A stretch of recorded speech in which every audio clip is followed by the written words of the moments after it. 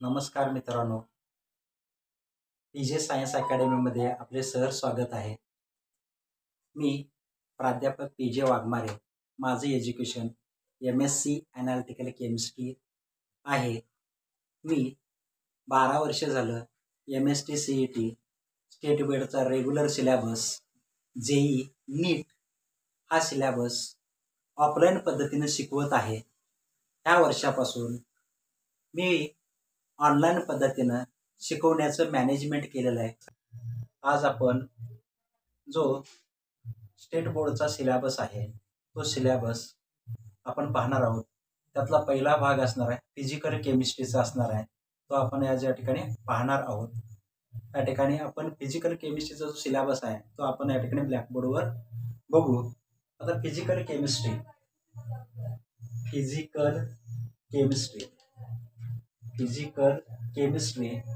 इयत्ता 12वी standard 12thचा syllabus पाहणार आहोत. पहिला टॉपिक आहे त्यातला सॉलिड स्टेट हा टॉपिक आहे. सॉलिड स्टेट म्हणजे पदार्थांची अवस्था हा पहिला टॉपिक आहे. त्यानंतर दुसरा जो टॉपिक आहे तो आयोनिक इक्विलिब्रिया किंवा सोल्युशन आहे. आपण या ठिकाणी सोल्युशन हा टॉपिक घेऊया. सोल्युशन अँड कॉलिगेटिव्ह प्रॉपर्टी अशा ठिकाणी हे दोन टॉपिक प्रॉपर्टी किंवा प्रॉपर्टीज म्हटलं तरी चालेल. त्यानंतर तिसरा टॉपिक आहे आयोनिक इक्विलिब्रिया हा टॉपिक आहे. आयोनिक इक्विलिब्रिया म्हटलं तर चालतंय किंवा आयोनिक इक्विलिब्रिया म्हटलं तरी चालतं. त्यानंतर चौथा जो टॉपिक आहे तो असणार आहे केमिकल थर्मोडायनामिक्स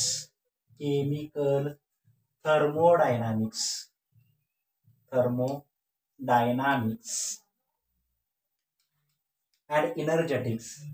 पाचवा टॉपिक आहे तो असणार आहे केमिकल कायनॅटिक्स हा असणार आहे. केमिकल कायनॅटिक्स. आणि जो सहावा टॉपिक असणार आहे तो सहावा टॉपिक आहे इलेक्ट्रोकेमिस्ट्री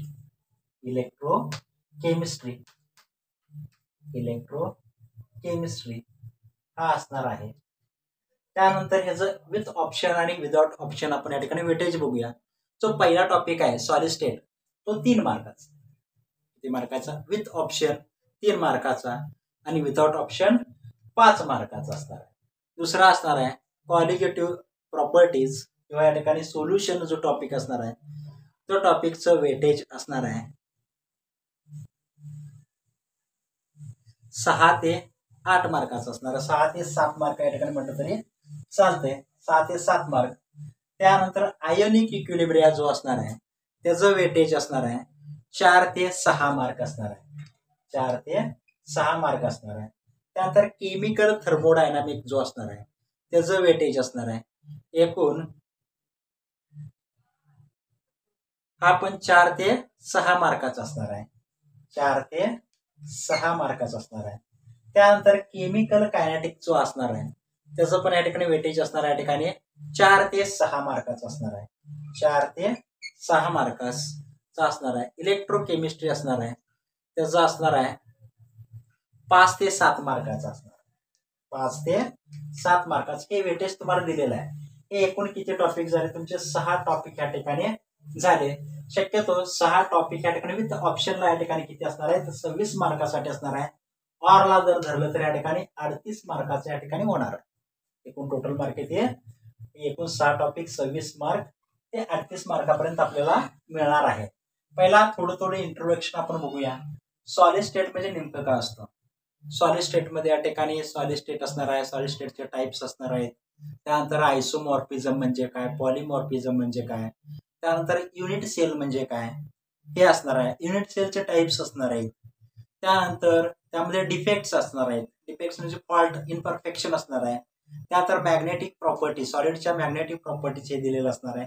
ते आपण सविस्तर नंतर या ठिकाणी चर्चा करणारच आहोत. त्यानंतर असणार आहे दुसरा असणार आहे सोल्युशन. या ठिकाणी सोल्युशन म्हणजे काय? सोल्यूट प्लस सॉल्व्हंट म्हणजे सोल्युशन. म्हणजे होमोजिनियस मिक्सिंग झालेलं असतं दोन पार्टिकलचं किंवा दोन सबस्टन्सचं, त्याला आपण या ठिकाणी काय म्हणू शकतोय, सोल्युशन या ठिकाणी म्हणू शकतोय. त्यानंतर सोल्युशन बघायचं आहे, टाइप्स ऑफ द सोल्युशन बघायचं आहे त्यामध्ये. त्यानंतर क्वालिटेटिव्ह प्रॉपर्टीज बघायचे आहेत. एकूण 4 क्वालिटेटिव्ह प्रॉपर्टीज आहेत. म्हणजे क्वालिटेटिव्ह प्रॉपर्टी म्हणजे काय असणार आहे, सोल्यूट पार्टिकल्स असणार आहेत. ते नंबर ऑफ सोल्यूट पार्टिकल एकमेकांमध्ये प्रेझेंट दिसते, त्याला क्वालिटेटिव्ह प्रॉपर्टी आपण म्हणू शकतो. त्यामध्ये शक्यतो करून या ठिकाणी 4 प्रॉपर्टी सांगितलेल्या आहेत. पहिला असणार आहे या ठिकाणी क्वालिटेटिव्ह प्रॉपर्टी, या ठिकाणी इलेव्हेशन बॉइलिंग पॉईंट असणार आहे, इलेव्हेशन फ्रीजिंग पॉईंट असणार आहे. त्यानंतर ऑस्मोटिक प्रेशर असणार आहे, हे त्यामध्ये येणार आहेत नंतर ना. त्यानंतर दुसरा असणार आहे आयोनिक इक्विलिब्रिया. आयोनिक इक्विलिब्रियामध्ये या ठिकाणी स्ट्रॉंग सोल्युशन म्हणजे काय, वीक सोल्युशन म्हणजे काय. त्यानंतर शक्यतो strong electrolyte, weak electrolyte, acid म्हणजे काय, बेस म्हणजे काय, त्याच्या या ठिकाणी प्रॉपर्टीज कोणते कोणते आहेत. त्यानंतर पीएच ऑफ द सोल्युशन म्हणजे काय, बफर सोल्युशन म्हणजे काय, टाइप्स ऑफ बफर सोल्युशन म्हणजे काय, तो ह्यामध्ये येणार आहे. त्यानंतर केमिकल थर्मोडायनामिक्स. केमिकल थर्मोडायनामिक्स म्हणजे काय, केमिकलमध्ये होणारा थर्मोडायनामिक म्हणजे या ठिकाणी एनर्जी, केमिकलमध्ये असणारी एनर्जी कसं बदलते त्यामध्ये दिसून येईल, ते आपण या ठिकाणी बघणार आहोत. त्यामध्ये शक्यतो करून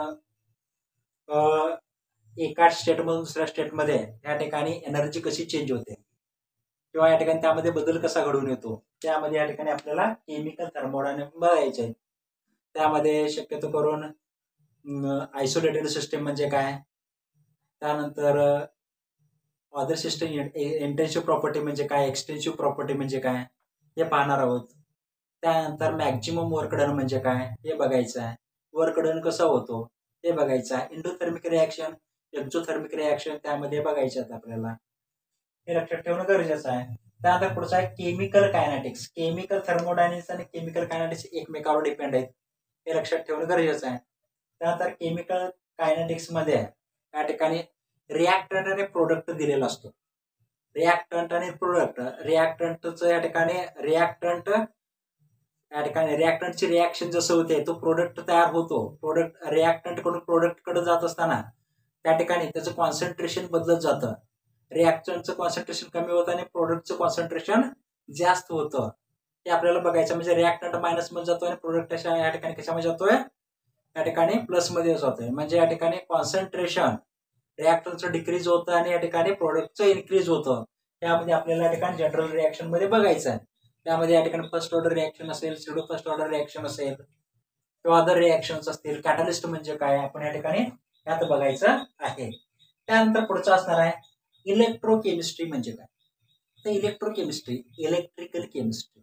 आता इलेक्ट्रिक मध्ये या ठिकाणी कुठल्या कुठल्या भाग येतात ते आपल्या या ठिकाणी बघायचं आहे.